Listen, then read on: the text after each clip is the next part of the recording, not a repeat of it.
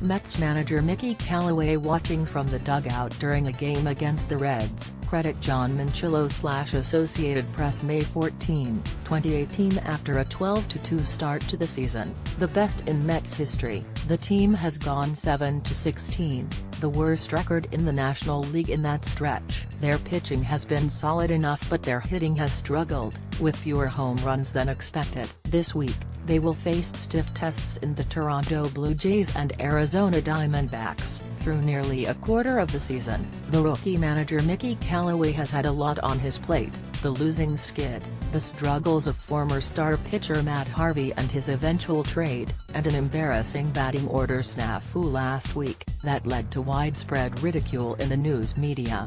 "I feel my job, more than even the on-field stuff, is to keep our team motivated every day and keep them in a good place mentally and physically," Callaway said over the weekend. "To be quite frank, the on-field decisions are going to be way less impactful than everything else you do as a manager."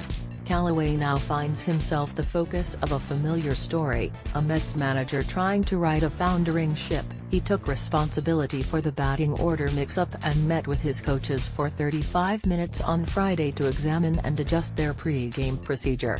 "A manager that it happened to in the past texted me, 'You'll never forget it,'" Callaway said, "and I probably won't." Mets officials and players have seen Callaway, a former Cleveland Indians pitching coach, as a steady presence through the hot start and woeful skid. "The front office has not lost confidence.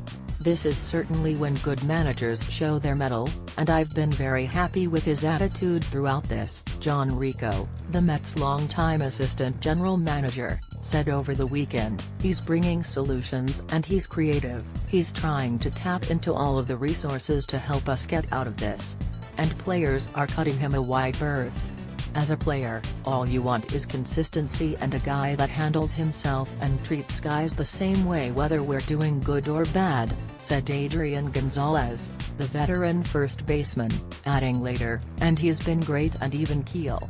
To maintain his demeanor, Callaway, 43, said he leaned on his playing experience, the realities of a long season, and the books and experts he used to learn about leadership. But players said Callaway has been tough when needed, in formal meetings and with quick directives in passing in the hallway. Following the lineup mistake and loss, Callaway held himself to the same standard, telling the team in the clubhouse that he had messed up big time and would do better. Callaway also used the opportunity to remind players that he was unconcerned about the skid and that a good stretch was coming.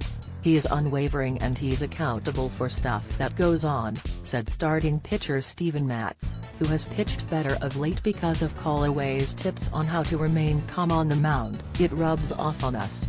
Callaway's in-game decisions, however, cannot be entirely ignored, and he made a debatable one on Sunday in the sixth inning of a 4-2 loss to the Philadelphia Phillies. With the Mets leading by 1 run, he stuck with Paul Sewald, a right-handed relief pitcher who has improved against left-handed batters, to face Nick Williams, a left-handed pinch hitter. Callaway had Jerry Blevins, a left-handed relief pitcher who has been inconsistent, warming up in the bullpen. But on Sewald's 39th pitch of the game, he gave up a decisive 3-run home run to Williams.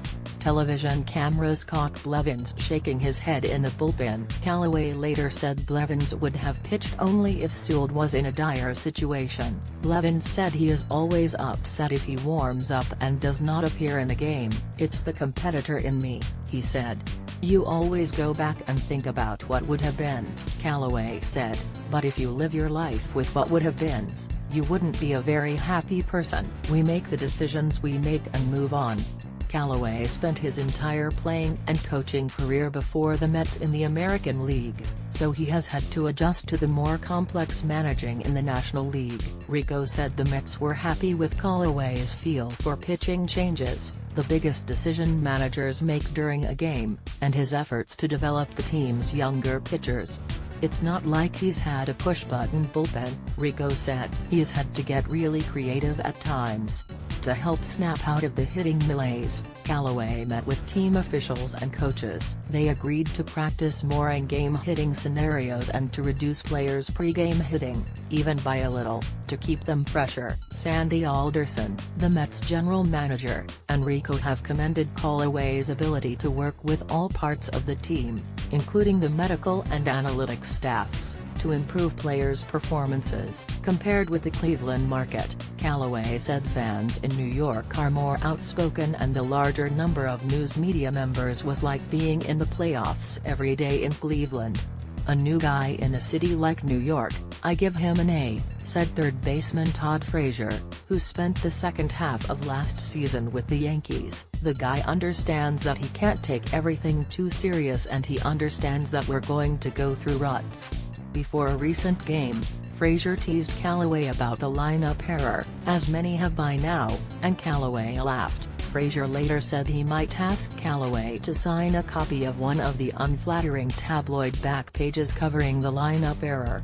"You have to have a sense of humor," Callaway said. "Everybody is human. Those guys in there are going to make mistakes.